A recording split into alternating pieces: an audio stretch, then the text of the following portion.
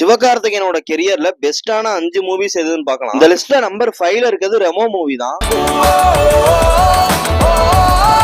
நல்ல love ஃபீல்ல sister கெட்டப்லாம் போட்டு செம்ம மாசம் நடிச்சிருப்பாரு. லிஸ்ட்ல நம்பர் 4ல இருக்கிறது வருத்தப்படாத வாலிபர் சங்கம் மூவி தான். இந்த மூவிக்கு அப்புறம் தான் எஸ்கேக்குன்னு தனியா ஒரு ஃபேன் பேஸே உருவாச்சு. வருத்தப்படாத வாலிபர் சங்க தலைவர் போஸ் பாண்டியே.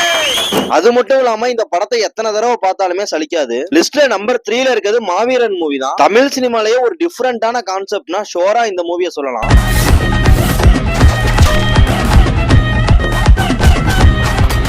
அது மட்டும் இல்லாம எஸ்கே ஆக்ஷன் ஹீரோவா மாறினதே இந்த மூவில இருந்துதான். லிஸ்ட்ல நம்பர் 2ல இருக்குது இப்ப ரீசெண்டா வெளிவந்த மதராசி மூவி தான். இந்த படத்துல எஸ்கேவோட ஆக்டிங் டோட்டலா டிஃபரெண்டாவும் இருக்கும் அண்ட் மாசாவும் இருக்கும்.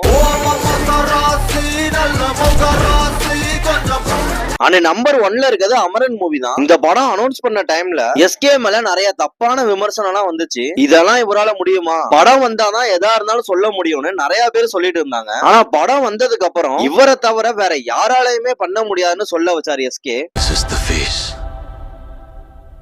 of the Indian Army.